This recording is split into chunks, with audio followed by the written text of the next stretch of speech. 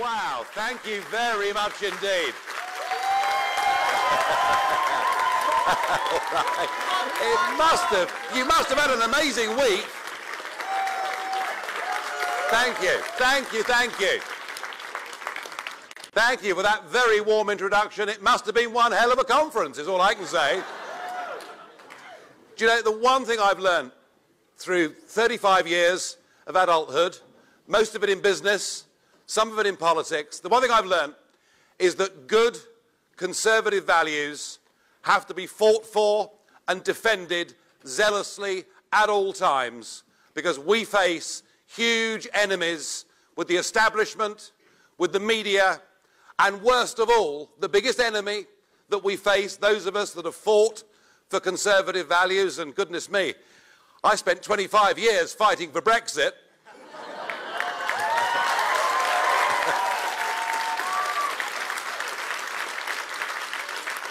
But perhaps the biggest enemy of all that we face are those that are within our ranks, those that masquerade as conservatives but actually follow liberal agendas. Now, I say that in the light of the remarkable events of 2016.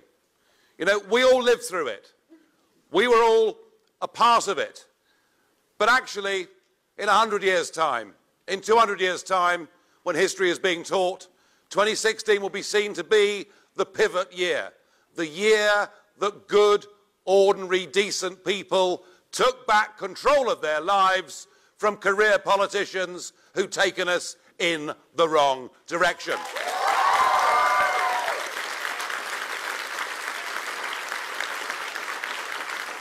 And Brexit, what can I say? Brexit. You know, we forced David Cameron's hand.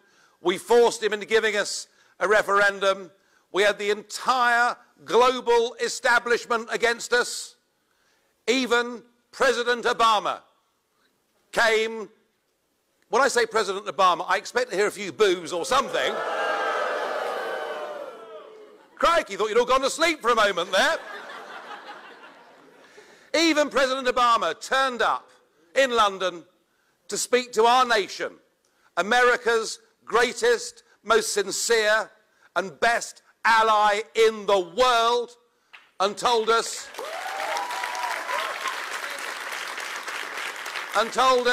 that if we voted for Brexit, we'd be cast aside and we would be at the back of the queue. What a disgusting act. Oh, you're warming up now. That's much better.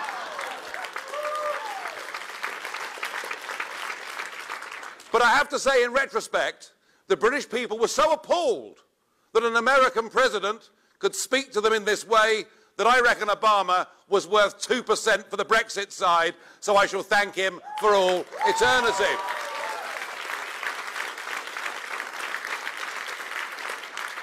And I believe that what we did with Brexit is I believe that we paved the way for a similar political revolution to happen on this side of the pond. I genuinely, honestly, I do. I think the encouragement that the Trump campaign got, the encouragement that the activists on the ground got, is what we showed with Brexit, is that actually, when we do unite, when we have passion, when we have belief, we can beat the establishment. So, whilst I shall never forget that night of June the 23rd, 2016, as those Brexit votes started to come in, and I was able to say the next morning on the Green in Westminster that forever after, June the 23rd will be our Independence Day. I like that.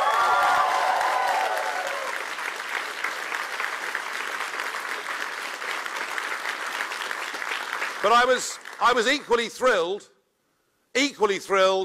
on that evening of November the 8th through to the 9th, when the scores for Trump came through from across the United States of America. So I reckon 2016, with Brexit and with Trump, was a pretty damn good year. I really do. And I've thought back on that year. I've asked myself, what was the best moment? What was the best bit of the whole year, or at least the bits I can talk about in public. And I think it was the faces of the CNN presenters as it became clear that the 45th president of the USA was going to be one Donald J. Trump. So maybe a year on, or nearly a year on, it would be useful to remind ourselves of why those great victories happened and what the remarkable parallels were between the two.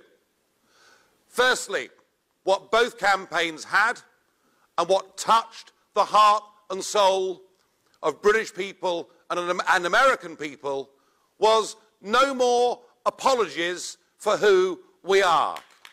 No more apologies. You know,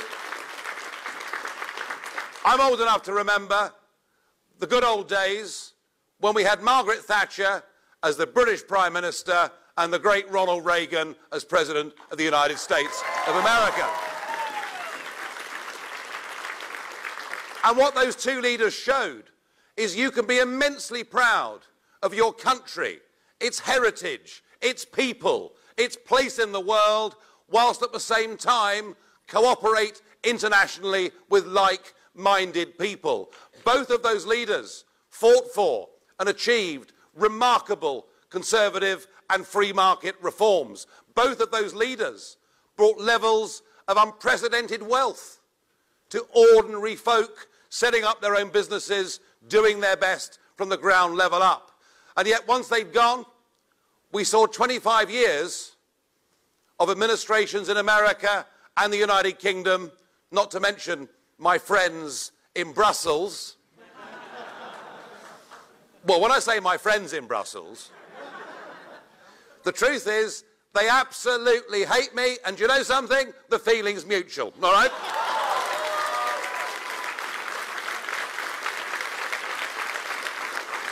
But we had 25 years after Reagan and Thatcher of national leaders being ashamed to be patriotic, being ashamed to stand up for their countries. So remind ourselves that actually there is nothing wrong in belief in the nation state, in its flag, in its people, and in its destiny. And just as here, the campaign slogan was "Make America Great Again" in the United Kingdom, in the clutches of the EU, our slogan was "We want our country back."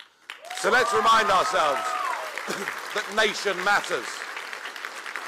And let's remind ourselves that the liberal left had been so successful over the course of the last few decades that anybody that dared to put their head over the parapet and even discuss immigration, to attempt to make immigration control a legitimate issue, was automatically written off as being white supremacist, racist, extremist, neo-Nazi, or possibly even worse.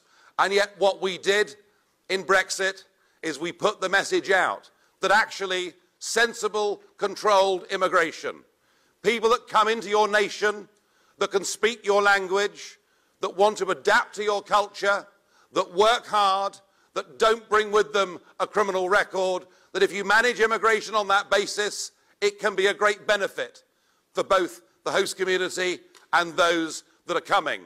But that actually open-door immigration, basically if it's low-skilled and if it doesn't integrate, not only drives down the wages and living standards of ordinary hard-working British and American people, but in a modern world of international terrorism poses a direct threat to our safety and security as well. And what both campaigns did last year, much to the anger of the liberal media establishment and many of those in Parliament and Congress, is both of those campaigns took on that issue, discussed that issue, legitimised that issue, so much so that I was watching television 2 days ago.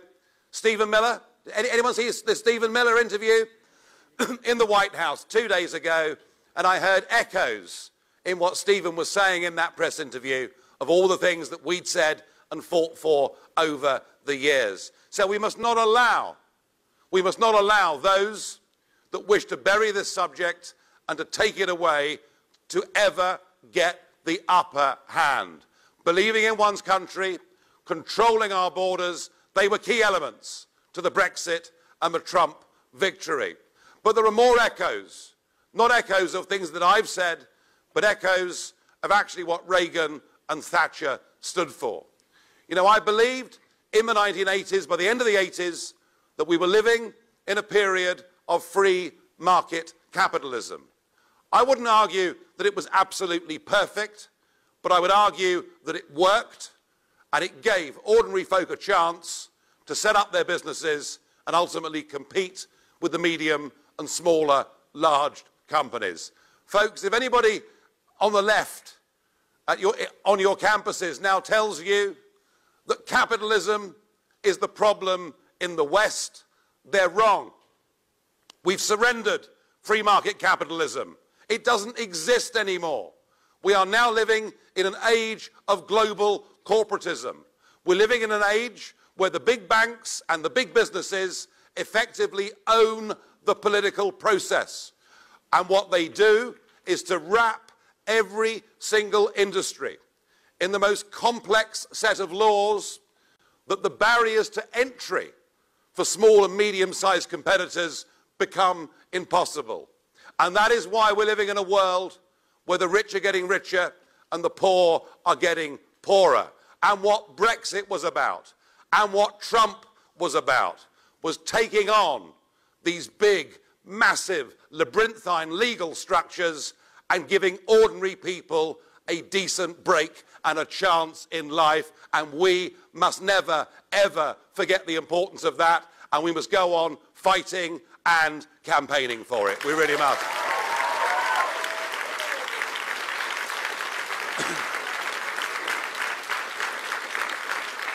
And we should also remind ourselves that another key element that both campaigns had in common was that we were both prepared to talk about security.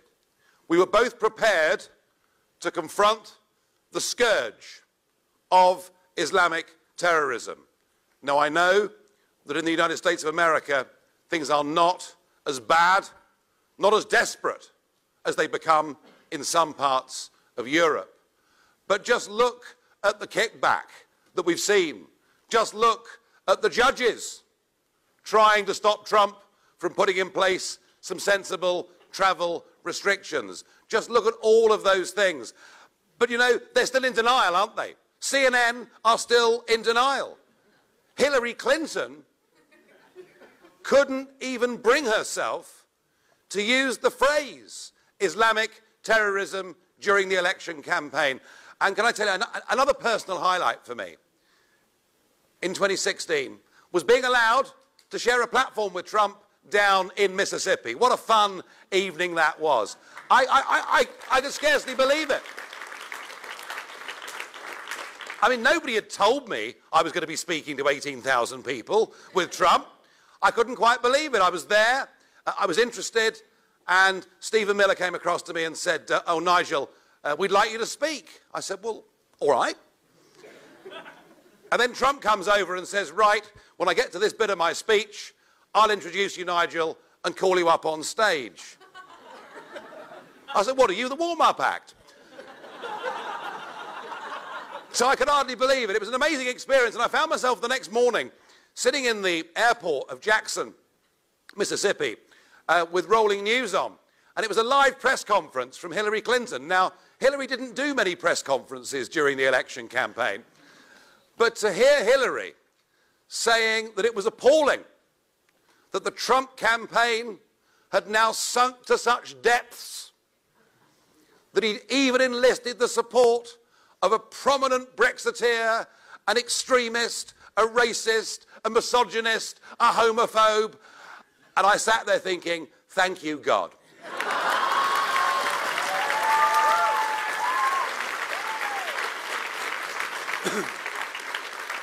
Because that is the other thing, folks, that you've got to take into account if you're prepared to stand up and fight for conservative values.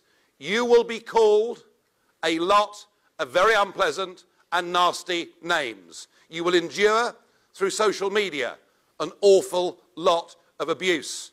So be prepared for that, because I tell you something, those of us on the right of politics may have our faults, but those on the hard left of politics are plain blooming nasty people. They really are. They really are.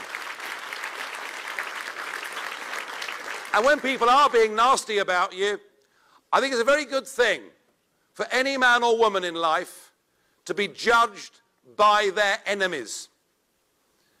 And I think if Hillary Clinton is an enemy of mine, I'm in a pretty good place. All right?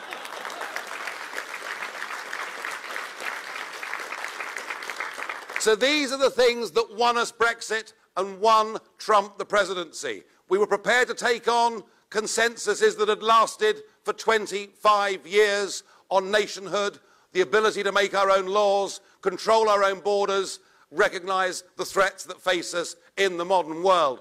And it was an amazing year, but just look at what's happened since. I've mentioned already the judges, but not just here, but across the pond as well. We've seen attempts by the judiciary to slow up or water down the effect of those elections. We've seen a media whose hostility, I think, to both Brexit and Trump is perhaps even more shrill today than it was in the initial aftermath shock of those elections last year.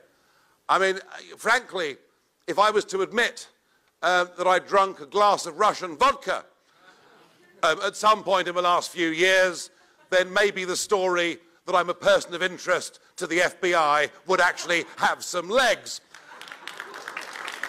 But these are the ridiculous conspiratorial levels that our media have got to. You see, our political establishment, our political class and liberal media, they simply still don't believe that Brexit and Trump happened, and therefore they're trying to find some reason.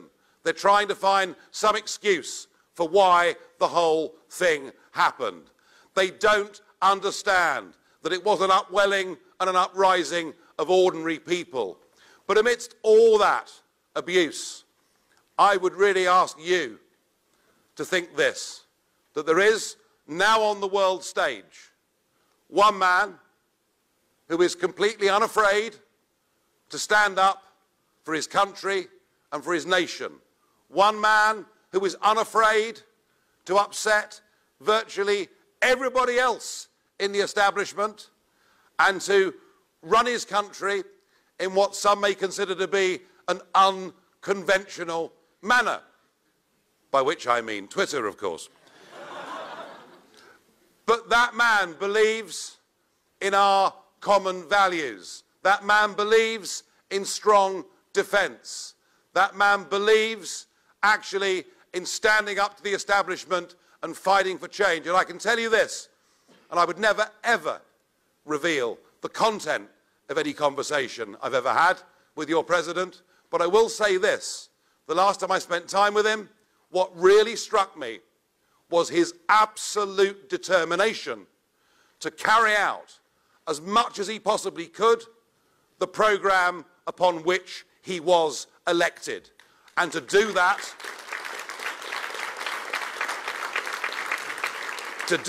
come hell or high water.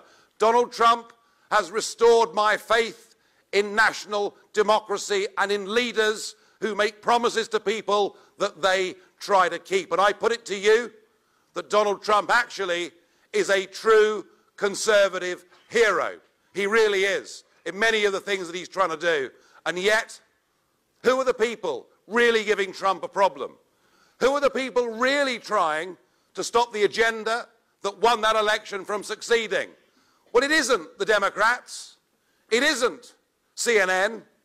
It's John McCain and it's people in his own party. And I think as the midterm elections hove into view, it is incumbent upon all people who are Conservatives to get behind this president, to help him fix this agenda. He's having a tough time, and we too, on the other side of the pond, are having a tough time. A number of chinless wonders in the Conservative cabinet. They're very good, the Tory party, at producing people like that. And a number of chinless wonders are doing all they can to water down Brexit. Folks, if you believe in true Conservative values, even when you think you've won, you haven't. You have to go on fighting. You have to go on fighting. And I'm actually very optimistic and not pessimistic. I do believe that 2016 was the year that changed absolutely everything. And I do believe the values that we fought for, the values that we succeeded on, are values that will continue to go on winning. Yes, sure, we'll lose some battles along the way. But provided we're united, provided we're organised, provided we're determined, I think what last year will show is that we're heading to a different world, a world where the democratic nation state has made a comeback, and not before time, in my opinion. Thank you.